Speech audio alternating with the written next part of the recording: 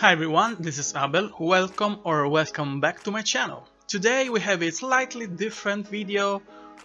If you compare it with all the others that I've been posting recently, during the last year actually, it is more of a discussion, a little bit of a chat, and it could be considered an essay, a deep dive. Yeah, it will become absolutely a post on the SFF Insider's website when I post my reviews, and it is about complex and compelling characters, because you know how much of a character-driven reader I am, and I think this is a useful discussion for readers and for authors too.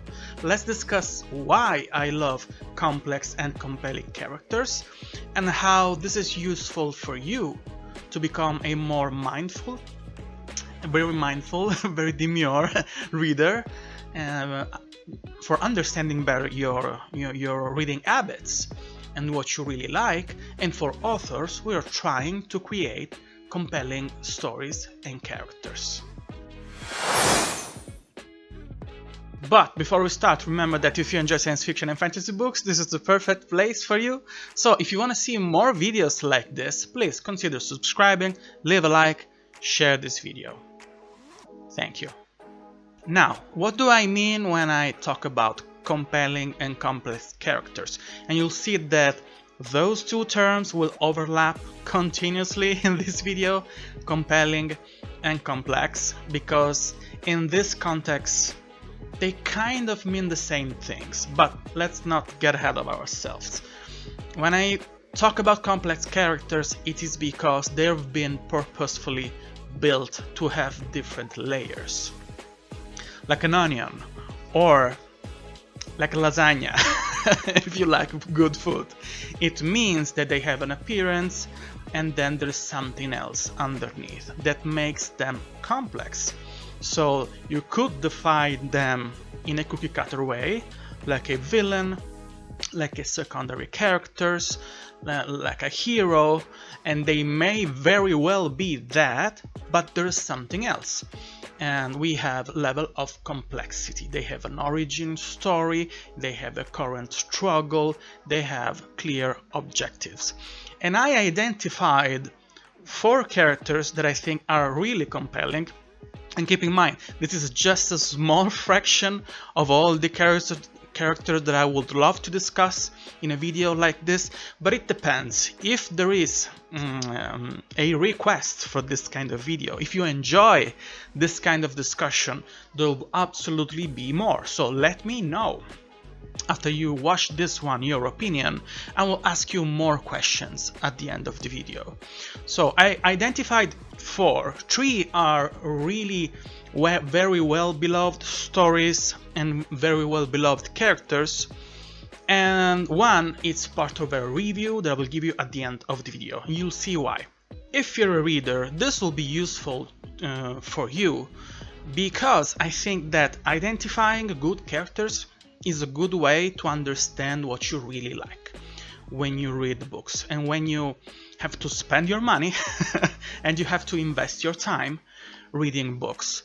Because of course we will all love to have unlimited funds and unlimited time to read books, but let's be honest, we don't have that time, and we don't have those money. And we all make really poor financial decisions when it comes about books. So I think it's a good thing to be a little bit more selective, just a little bit more. I don't think it is very useful to become highbrow readers that only read 5-star books, or only classic, or only universally praised books. It is good to be driven by our guts sometimes, and to choose with our stomachs or with our hearts, or because we simply loved a book cover. I do it all the time, but given the time that we don't grow younger day by day, and we don't have that much of money, it is good to be selective. And when you start reading a book and you have a clear idea of how a compelling character is built, you will spot immediately, or between in a couple of chapters, if that book has compelling characters and character development. It will instantly make the book much more enjoyable and much more interesting. And discovering this, understanding if the book is being properly crafted in this side of the many facets aspects of book crafting, will make your experience better, will make you better readers, and will help you save a bunch of money. And if you're an author, of course, it will help you craft better books. Books that will help you latch your readers pretty quickly, because you're building one of the fundamental blocks of your books, of your stories, in a compelling way. If you have good characters, your readers will latch on them, will feel attached to them on an emotional level, and they will probably read the entire book or the entirety of the series. So how do you do that? And how do you spot compelling characters? You have three instances, three pieces, three factors.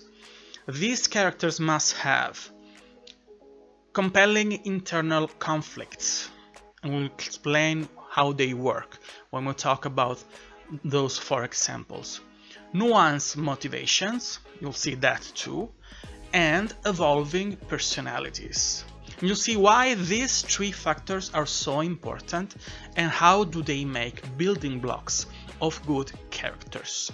Of course, there will be spoilers about the story, but on a thematic level. I will not touch on any actual plot point aside what you will have on the back cover of the book or maybe in the Amazon description of the book, but those can be considered spoilers in and of itself. So if you don't want to know anything about those stories, even if they're really popular, maybe this is not the video for you, but I usually try to stay away from what they could be considered actual spoilers. You'll be the judge, okay? Maybe let's try to see the first part of the video and then decide for yourself. Very well known and very well beloved. It could be my favorite character from Brandon Sanderson, and it is Kelsier from the first book in Mistbors Era 1. The book is a rebellion story, to put it simply and mildly, and Kelsier is a rebel, to put it simply and mildly. But it is also a leader, even if he doesn't like to be defined like that, and it is an inspirational figure. Let's start with the internal conflicts.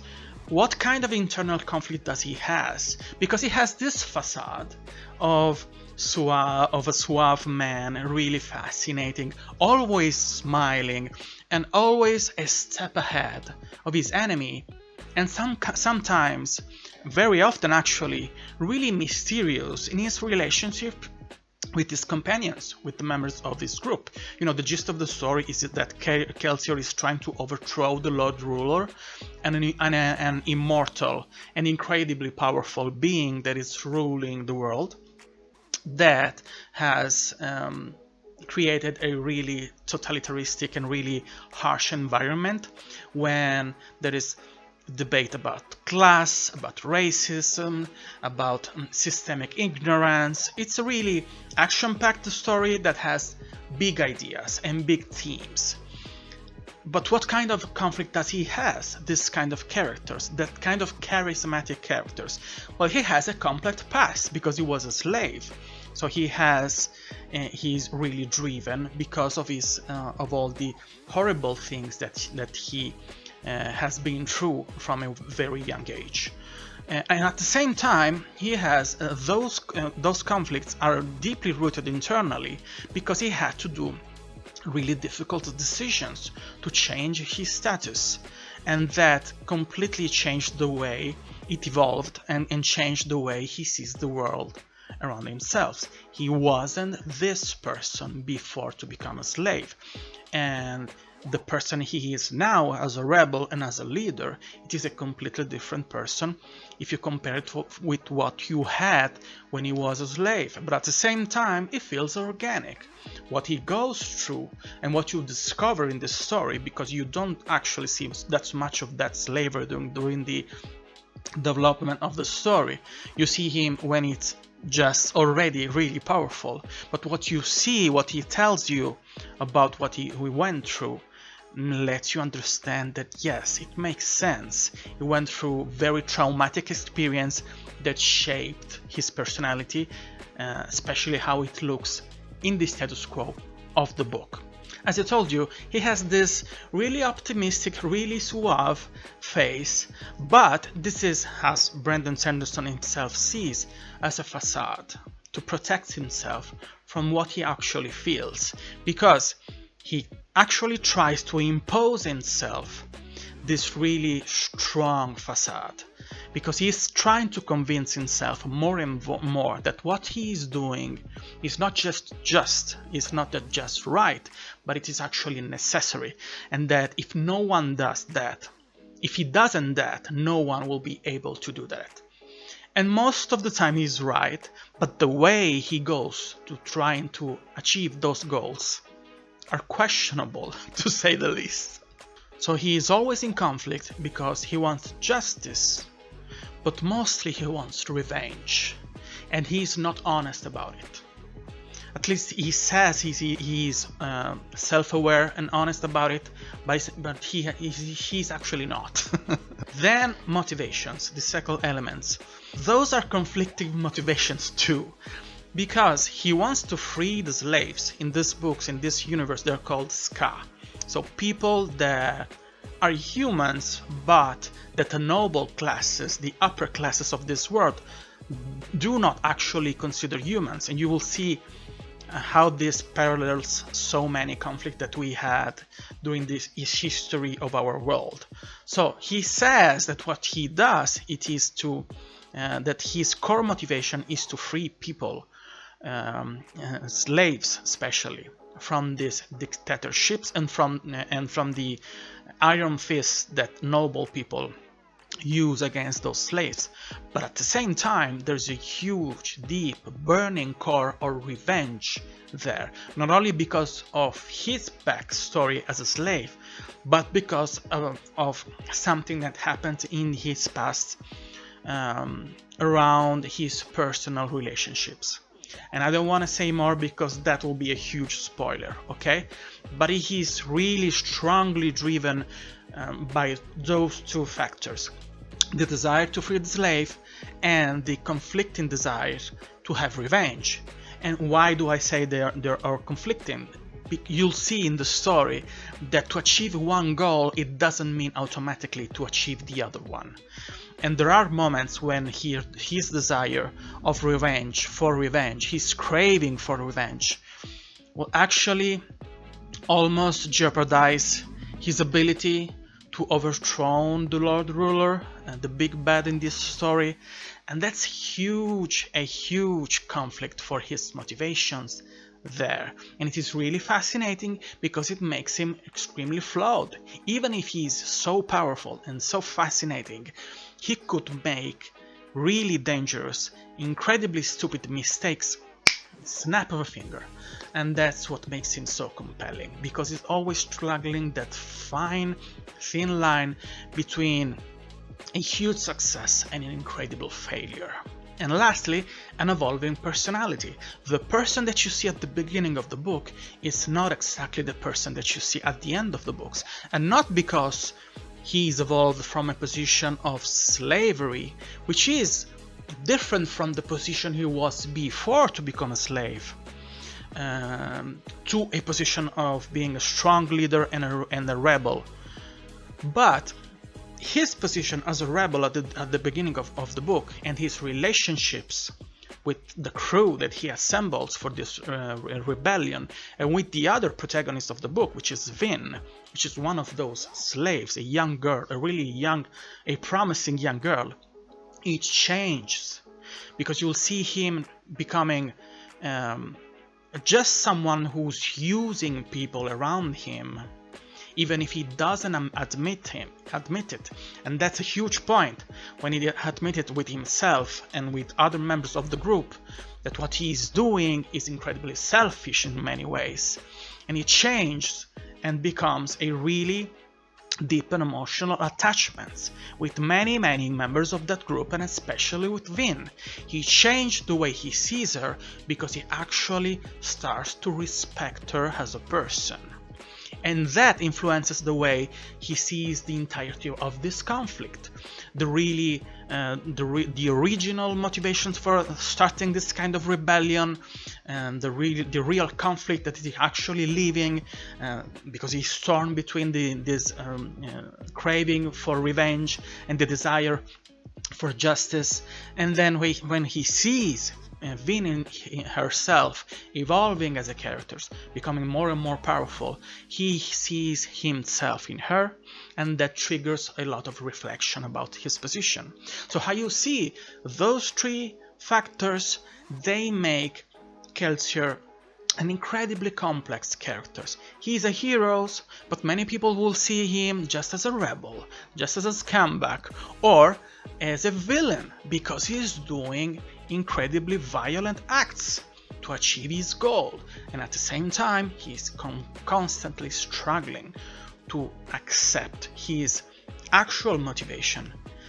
And he does, but in pretty unexpected way.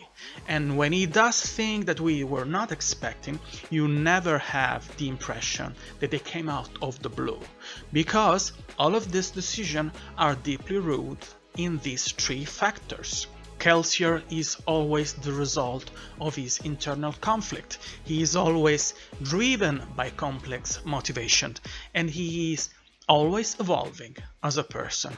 That's why he is such an amazing character. Let me give you another example. Let's talk about Hadrian Marlowe from the Sun Eater series that starts with Empire of Silence. He is in a way a foil to Kelsier.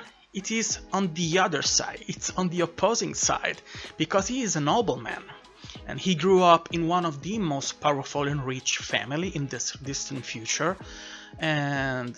but he is the result of a difficult upbringing. And you may say, what kind of a difficult upbringing can have a person that has been pampered for all his life, that has been living in riches and in just having whatever he wanted in a snap of a finger, learning how to fight, learning how to having the freedom to study whatever he wanted, most of whatever he wanted.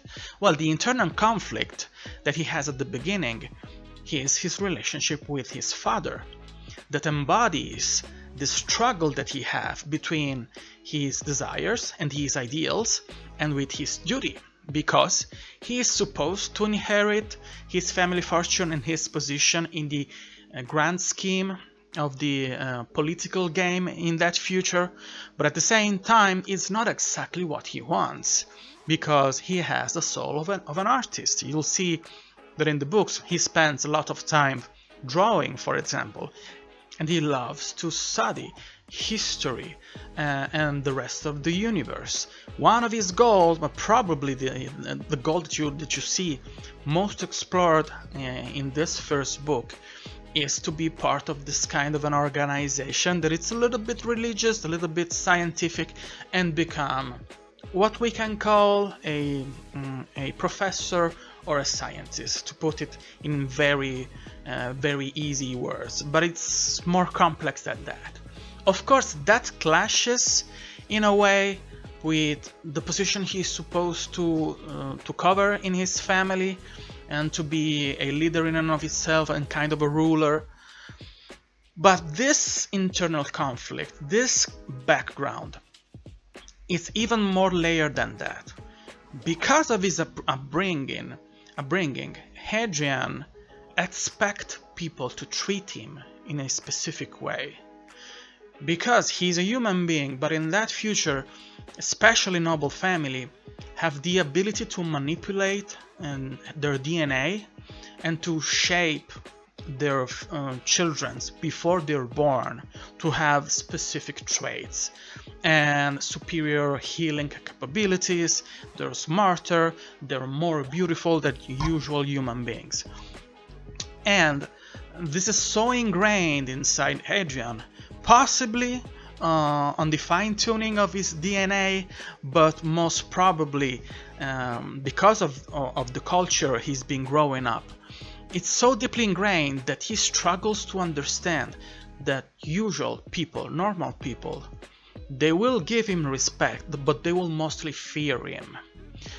He doesn't understand, especially at the beginning of the book, the first book, that respect that he demands is not natural. He struggles with this conflict. There is a scene, a very short scene, when he is attacked by street thugs. They want to rob him. He wasn't supposed to be in a dangerous part of the city, of the capital city, when he lives in, when there's a castle on the horizon, where he lives in. He's walking, they attack him, and he says, "Fight me fairly. Fight me with honor." And those street guys, they laugh at him. And they proceed to smash his face and to butcher him. And he recovers because he is just not exactly a simple human, he's a superhuman. But it takes him a little bit of time to understand why they were laughing at him and why they decided to fight him without honor, using prohibited hits and being really ruthless while fighting with him.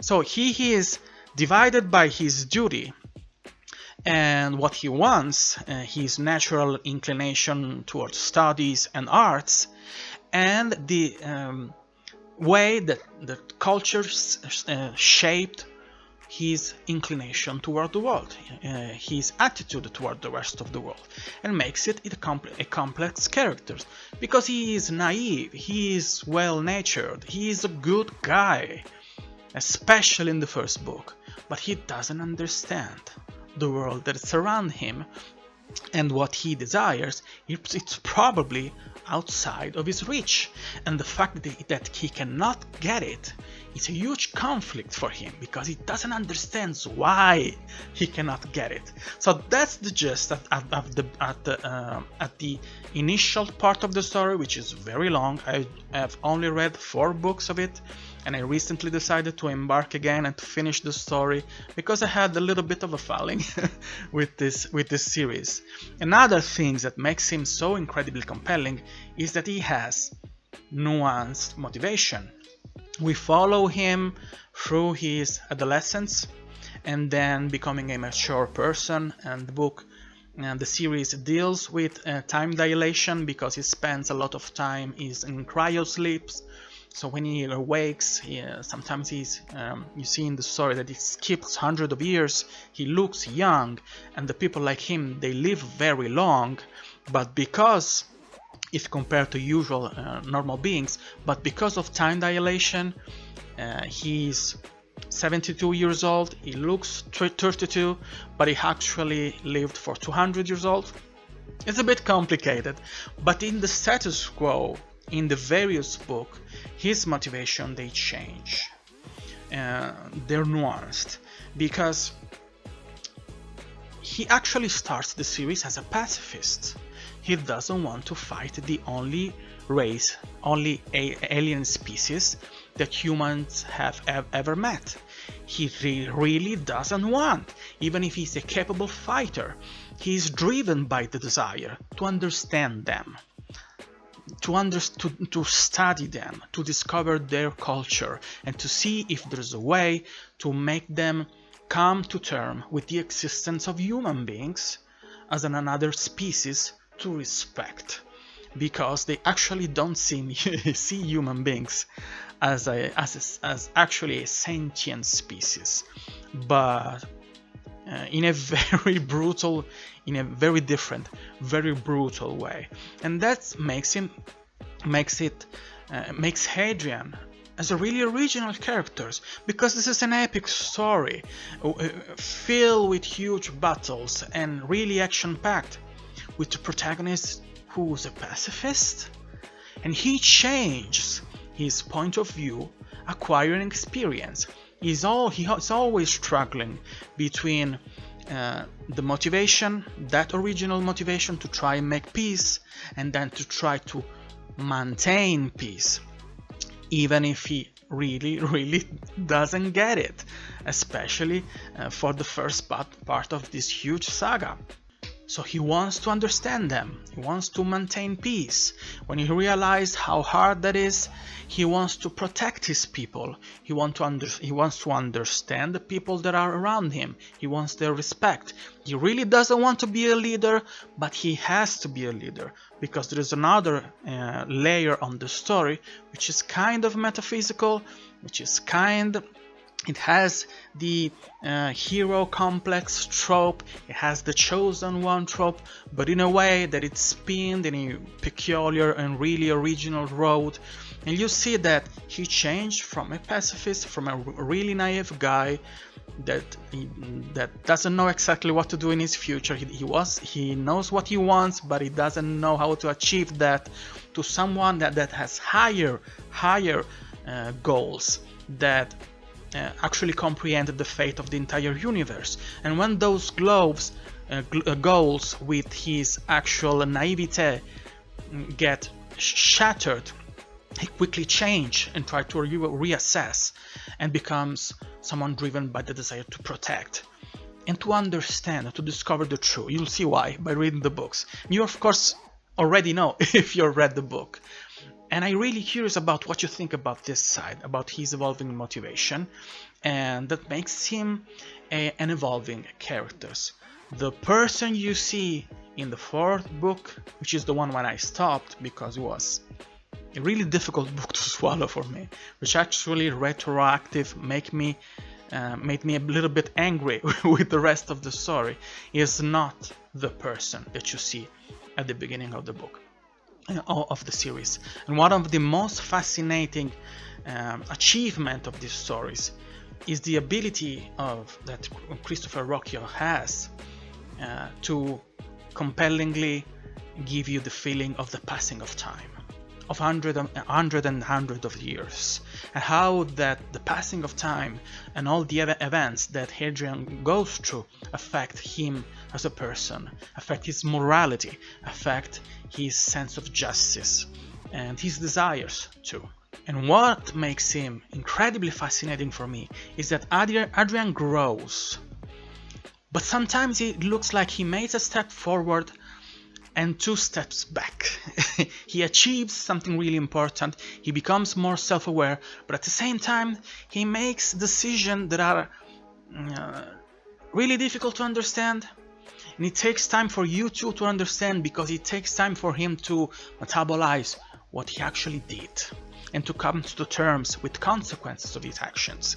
So he changed and changed and changed, and the story becomes more and more dark with each subsequent installations of the series, because it evolves because his relationships with the others, especially with one character, which is his love interest, which is an incredible character her too, that deserves a deep dive too.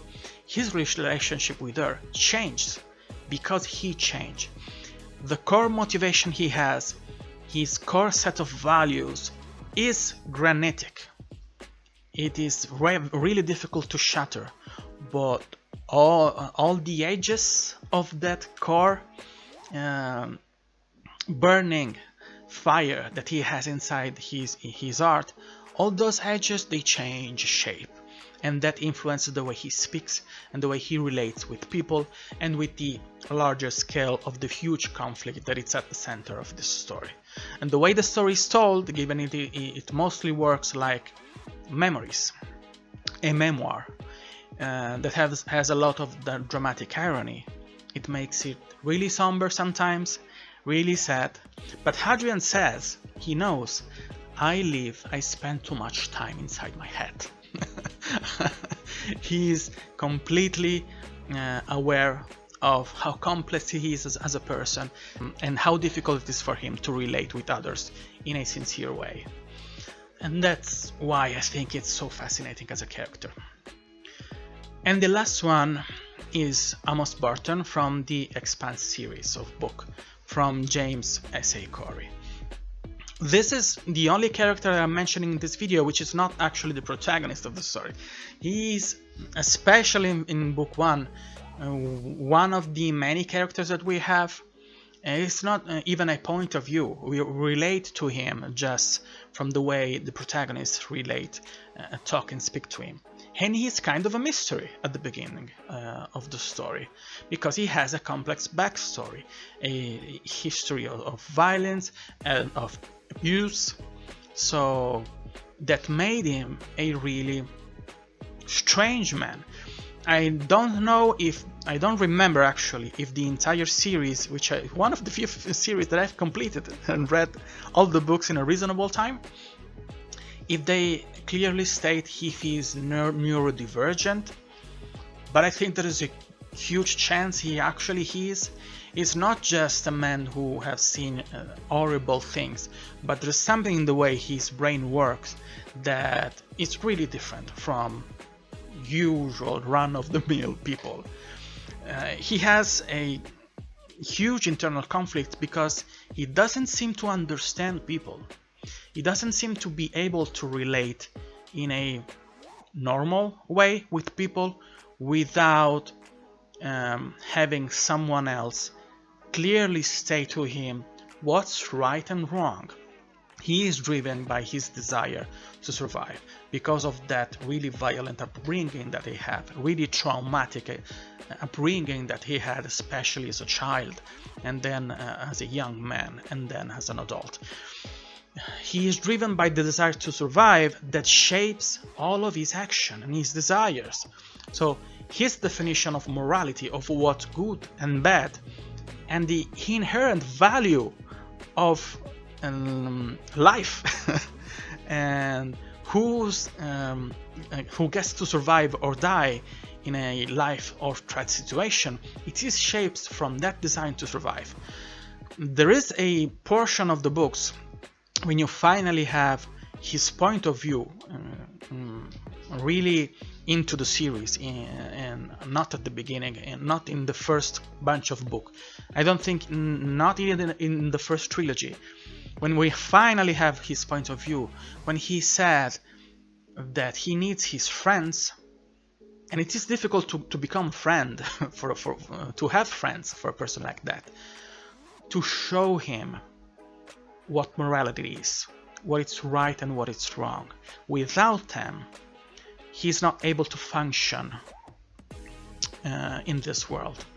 And that's the same, it works in a really similar way about desire, sex drive, and romance. He really doesn't understand that. He feels urges and needs, but he's not exactly able to work in an usual way. It doesn't mean that he is not able to have a meaningful relationship. He does, but it is a slow process, especially because this is a long series. One of the best features of this series is that most of the characters slowly change, really slowly. Most of the book you don't actually realize it, but when you get to the series you see how long their journey was. So Amos is able to act as a good person because he is really attached in a really deep way, in a really simple way, to a couple of characters in the series, in the huge cast of this series.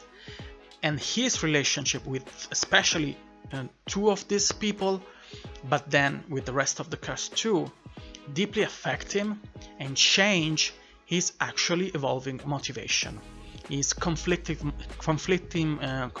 motivations, because he changes from someone that just wants to survive to someone that really wants to protect the people that he so hardly was able to get attached to.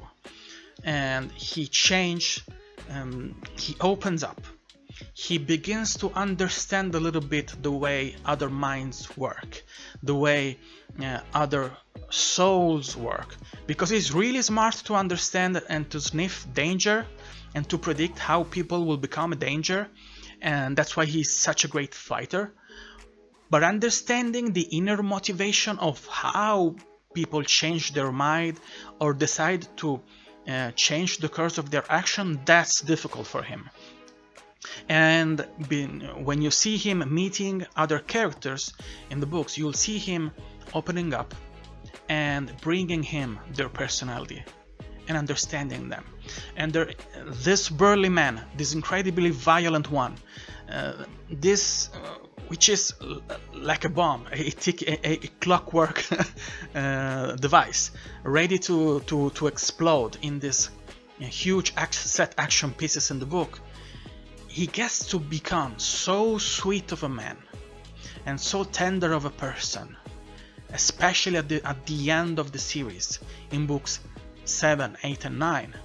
It is incredible, and at the same time it is extremely believable and very organic, because it is carefully planned out, and it is a slow progression. You'll see him change and you'll fall in love with this one, because he's crazy but he's incredible too. And he evolves like a person. He becomes much more complex than he was at the beginning of the book. And the person that you have at the end of book 9, it is a hero. He becomes a flawed hero, but at the same time he's a little bit of a monster too. You can't not be scared by him, but you cannot avoid to be incredibly fascinated and drawn by him. A person in real life like that will make you shiver, will make you tremble, because he's in the same room, if he was in the same room with you. But at the same time, you'll be wide-eyed, thinking, how amazing of a person this is. And I think this is a perfect moment, a good segue to talk about the last book, which is not that famous, of course, and I'm really happy to have the chance to read it as an arc, even if it took me too much time. It is Centauri's Shadow by Garner. This is an invasion story. It is set in a future when humanity is at war with an alien species that bombarded and destroyed the only human colony that we had on Mars. The story is complex because we have the two different timelines and 2 point of views, and a little bit of others' point of view scatters, but they're just like flashes in the story. We have 2 main protagonists, and it is told from the perspective of a pilot, a woman that is tasked to pilot a little spaceship to go and fight against those aliens, to actually end the world in the most definitive way, actually annihilating an entire species, that alien species. And you have another point of view, which is actually, I think it's the protagonist, because it's more fleshed out. In a non-linear way, you have flashbacks of something that happened near the tragedy of the destruction of that colony, and other flashbacks when he was just a child. And you ask yourself why you're seeing all of those flashbacks organized in that way in the novel, with this strange and non-linear way that somehow it reminds me of the structure of Lost, if you know what I mean. But at the end of the book, when you see what happens and the decision that this character, Coles, takes, you understand why. All of those scenes, especially when he was just a child, and then when he was a teenager, they were foreshadowing things happening at the end of the book. They help you understand why he makes really difficult decision and really stupid stuff. So I really appreciated the way the story was structured. It was a breath of fresh air, because this kind of non-linear structure is really difficult to pull off, because it can it's like taking away the carpet under the feet of your readers, and to train him to see this non-linear sequence of events as an organic way to tell the story. But it works, and it works really well. He has this huge internal conflict, because just at the beginning of the book he loses both of his parents and his brother too. He doesn't die, but he's really damaged from what happened in the incident when he lost his parents. He never recovers from that. On an emotional level, he never recovers until the end of the book, and that drives most of his action. The desire to understand what happens, it's an unconscious desire to understand what happened and to find a place in his world. He has a really difficult childhood after that incident, because he's in a foster family, and he is deeply scarred, not only on an emotional level but on his face too, because of the incident, and it makes him a really closed up person, and he struggles to understand what happens and to accept his actual situation as a child and as a teenager, to the point that he becomes unbearable for his family. He becomes violent. And that's where the story actually starts, when he is sent to Mars to work on Mars because of a few things that happens on a political level, okay? And that changes his motivation through the story, because at the beginning he just wants to be left alone. Then he wants to understand what it is his position in the world. Then he wants to become more respected as a person. Then he wants to be feared. And most of all, he wants to be loved. And that's incredibly touching because of the position he is put in at the later part of the books, when he changes as a character, as a person. I don't want to spoil the story, but he has a huge role in this conflict with that alien species that did what it did. And the more you discover about him through this weird structure of flashbacks and present day, the more you understand what he is doing in the story and what his position is at the end of the conflict, and how his action influenced the status quo of the story when we had the other point of view, that pilot, that woman.